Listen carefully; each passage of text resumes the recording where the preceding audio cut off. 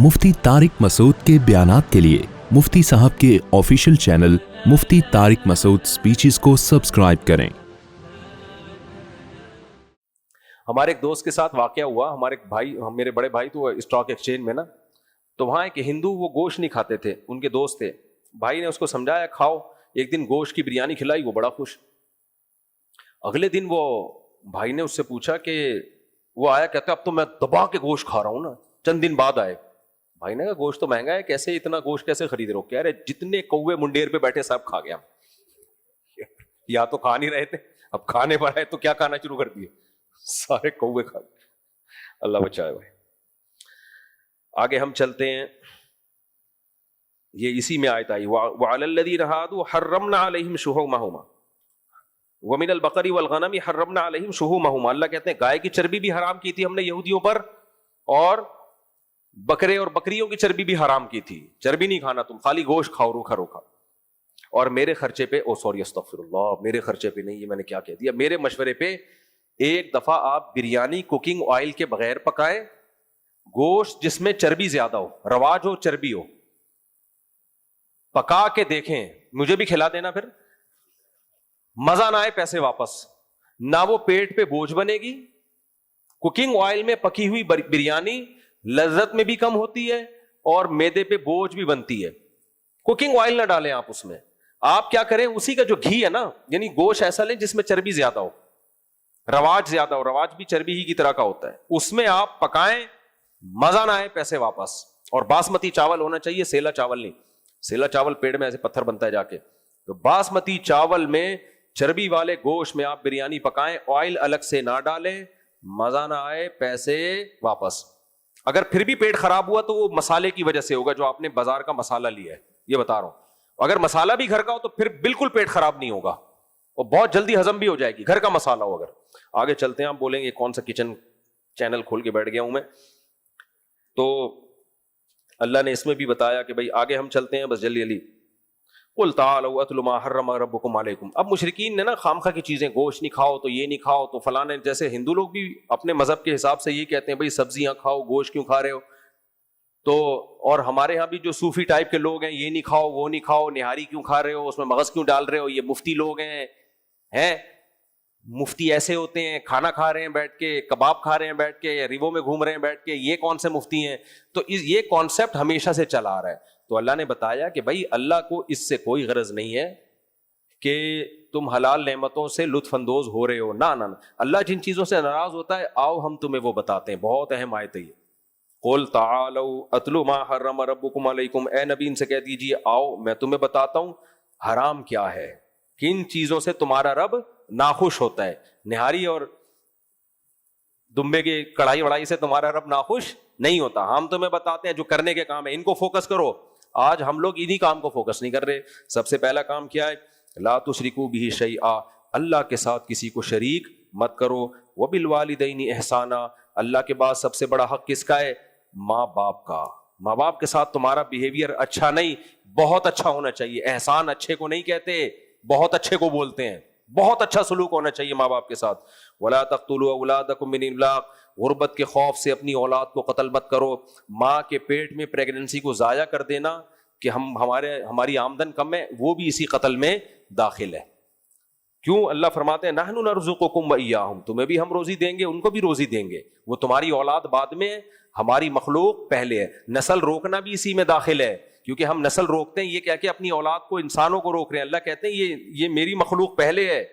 तो इंसान को दूसरी मखलूक पर तो अल्लाह ने तसर्रुफ दिया है, जानवरों पर। खुद इंसान को इंसान पर हक नहीं है कि वो ये फैसला करे कि कितने इंसान दुनिया में आएंगे, कितने नहीं आएंगे। तो इसलिए ये काम तुम छोड़ दो। ये रिस्क किसके हाथ में है? अल्लाह के हाथ में। कुरान में दूसरे मकाम पे क्या आता है? वक़द्दर फ़ीहा अक़वातहा, हमने जब जमीन बनाई तो इंसानों की रोजी रोटी का पहले से जमीन में इंतजाम कर दिया। आप मुझे एक बात बताओ, आप जब घर में खाना पकाते हो तो जितने मेहमानों को बुलाया होता है उससे कम का पकाते हो या एहतियातन ज्यादा का पकाते हो?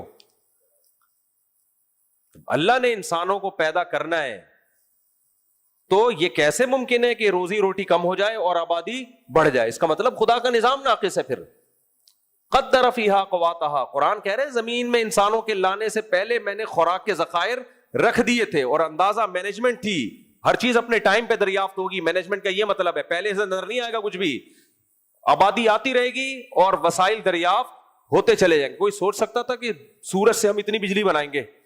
ہم نے گھر میں پلیٹیں لگائیں، ماشاءاللہ ایسی بجلی بننا شروع ہو گئی. وہ ہمیں کہہ رہا ہے بھائی یہ کسی کو بیچو، آپ سولر کا پینل بڑا لگا لو تو بجلی شاپروں میں بھر بھر کے غریبوں میں بانٹنا شروع کر دو آپ، اور ہمارا ایک دھیلا بھی خرچ نہیں ہو رہا، سورج سے بجلی بن رہی ہے. کوئی سوچ سکتا تھا 50 سال پہلے؟ ابھی پتہ نہیں کیا کیا دریافت ہونے والا ہے.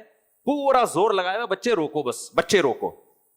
اس کے نقصان کیا ہوگا؟ ہمارا جوانوں کا ریشو کم ہو جائے گا، کمانے والے کم، کھانے والے زیادہ، تنزل کی طرف جانا شروع ہو جائیں گے. جن ملکوں نے یہ کیا ان کا یہ حال ہو گیا ہے. تو اس لیے اللہ نے اس سے بھی منع کیا. آگے اللہ فرماتے ہیں وَلَا تَقْرَبُوا الْفَوَاحِشَ مَا ظَهَرَ مِنْهَا وَمَا بَطَنَ، جتنے بھی بے حیائی کے کام ہیں، چھپے ہوئے ہوں ظاہر ہوں، بند کمروں میں انٹرنیٹ پر فحش چیزیں دیکھنا، بند کمروں میں ٹک ٹاک پہ، فیس بک پہ لڑکیوں سے دوستیاں لگانا، یا کھلے عام یہ سب کچھ کرنا، سب اللہ کی طرف سے حرام. اللہ نے عورت تک پہنچنے کا ایک راستہ، وہ کیا ہے؟ نکاح. آج اس چیز کو فوکس نہیں کر رہے ہم. Girl friend, boy friend system, لڑکیوں سے باتیں، دوستیاں، پھر انٹرنیٹ پر فلمیں، بیہودہ چیزیں سب سوسائٹی میں چل رہی ہیں. اللہ کہہ رہے ہیں اس کے قریب بھی مت پھٹکو، بے حیائی کے کاموں کے قریب بھی مت پھٹکو. آگے ولا تقتلوا النفس التي حرم اللہ، کسی انسانی جان کا قتل مت کرو. بات بات پہ آج بندہ مارنا کوئی مسئلہ رہا نہیں ہے. اللہ کہتے ہیں ذالکم وصاکم بھی، اس کی اللہ تمہیں وصیت کرتا ہے. انسانی جان، اس میں اللہ نے مومن کا لفظ بھی نہیں کہا، کوئی بھی انسانی جان، چاہے مومن ہو چاہے کافر ہو. آج بات بات پہ بندے اڑا دیتے ہیں. آپ دیکھو کتنے مبارک شخصیت تھے مولانا سمیع الحق صاحب کے جو بیٹے تھے. میری چند مہینے پہلے ان سے گپ شپ ہوئی، دوستی ہوئی، اتنا انہوں نے اسلام آباد میں ملاقات، اکرام کیا. اتنے پولائٹ آدمی، مجھے بار بار دعوت دے رہے آپ پکوڑا کھٹکائیں ہمارے مدرسے کا وزٹ. مجھے اتنی ایک اچھا لگا، انہوں نے رسپیکٹ دی. جب اطلاع ملی کہ دھماکہ ہوا اور شہید ہو گئے، کوئی بات ہی نہیں ہے. کس قدر انسانی خون کو سستا کر دیا ہے ان لوگوں نے. تو اللہ کہہ رہے ہیں وَلَا تَقْتُلُوا النَّفْسَ الَّتِي حَرَّمَ اللَّهُ، کسی انسانی جان کو قتل مت کرو. ان کا کیا قصور تھا بھائی؟ ان کی آپ سے کیا دشمنی تھی یار؟ مسجدوں میں گھس کے نمازیوں کو اڑا دیتے ہیں بات بات پہ. اس دن قرآن میں آیت آئی تھی نا، جس نے کسی کو قتل کیا نا، سب سے بڑی سزا کس کی ہے؟ قاتل کی. فَجَزَاؤُهُ جَهَنَّمْ خَالِدًا فِيهَا، جہنم اس کی جزا ہمیشہ رہے گا. وَغَضِبَ اللَّهُ عَلَيْهِ، اللہ کا غضب بھی، اللہ کی لعنت بھی، اور بڑا عذاب اللہ نے اس کے لیے تیار کر کے رکھا ہے. اس لیے حقوق العباد میں جو سب سے پہلا حساب و کتاب ہوگا نا، وہ قاتلوں سے ہوگا، کیونکہ ان کا ظلم سب سے بڑھ کر ہے. اس سے بڑا ظلم انسانیت پہ ہو نہیں سکتا کہ آپ کسی انسانی جان کو قتل کر دیں.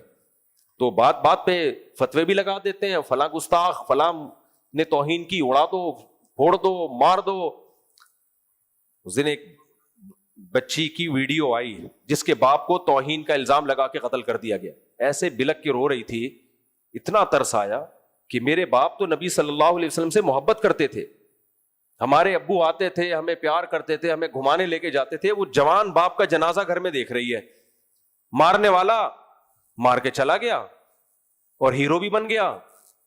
یہ آپ کو یہ دہشت گردی صرف پاکستان میں ملے گی، کہیں بھی نہیں ہے. یہ بھائی یہ قانون بنا ہوا ہے، لا بنا ہوا ہے. آپ کیس کرو، عدالت کو نیوٹرل ہو کے آپ کیس کی سماعت تو کرنے دو نا. توہین کے کیسز میں ہوتا کیا ہے؟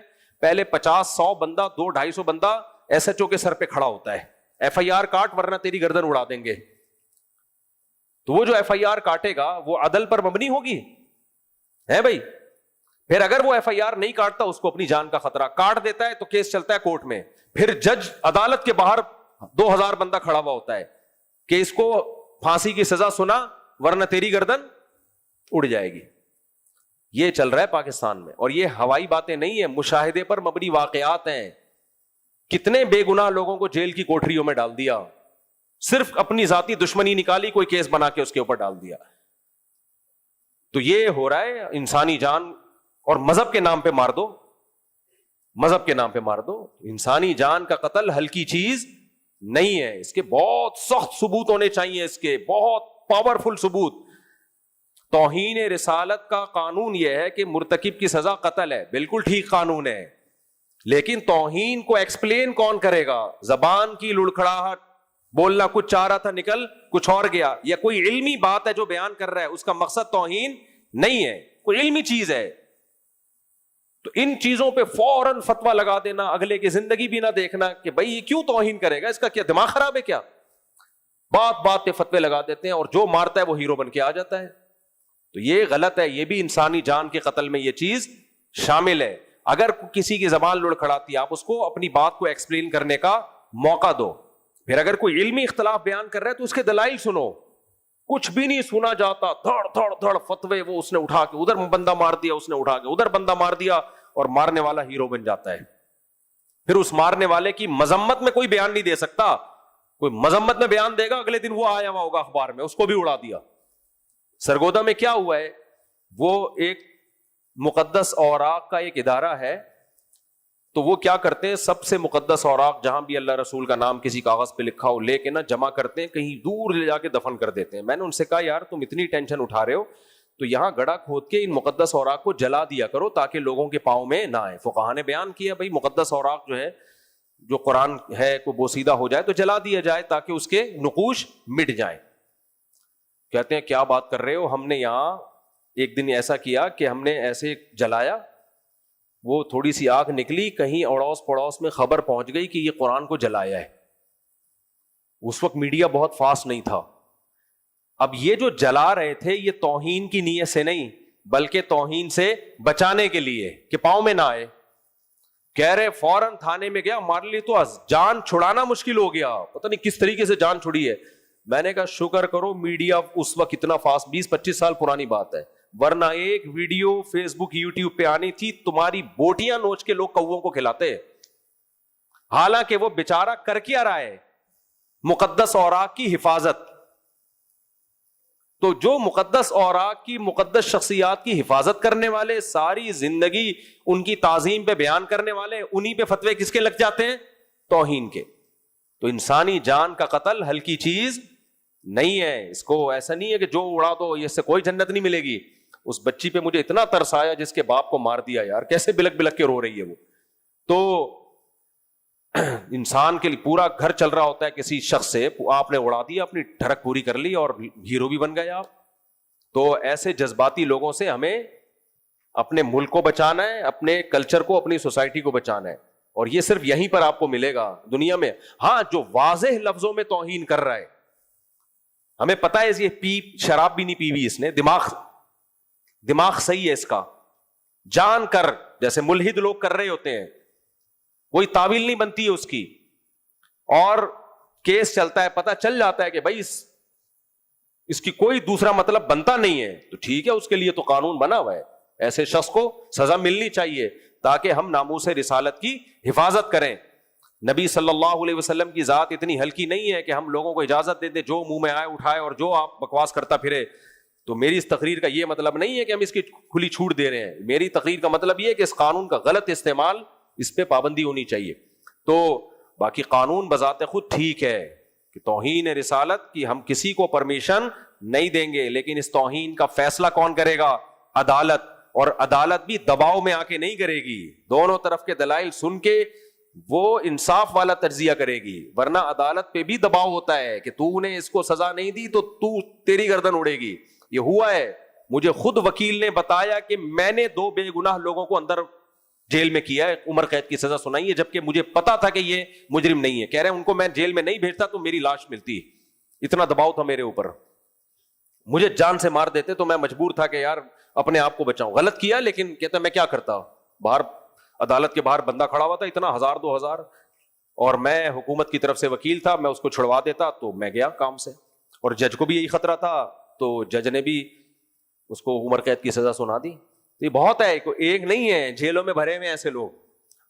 اکثر علماء گئے ہوئے ہیں اندر جو بیچارے 8 سال درس نظامی پڑھا انہوں نے، قال اللہ قال رسول پڑھا اور انہی پہ الزام لگا اور جیل میں گئے. تو یہ ہو رہا ہے مارکیٹ میں. تو جو واقعی مرتکب توہین رسالت ہیں ان کو تو سزا ملنی چاہیے، لیکن یہ فیصلہ کون کرے گا بھائی؟ کورٹ بنی ہوئی ہے, عدالت بنی ہوئی ہے. دنیا میں ایسا کسی ملک میں نہیں ہوتا کہ جو اٹھا کے فیصلہ کر دے, فتویٰ دے دے, اڑا دو, یہ کر دو, وہ کر دو. تو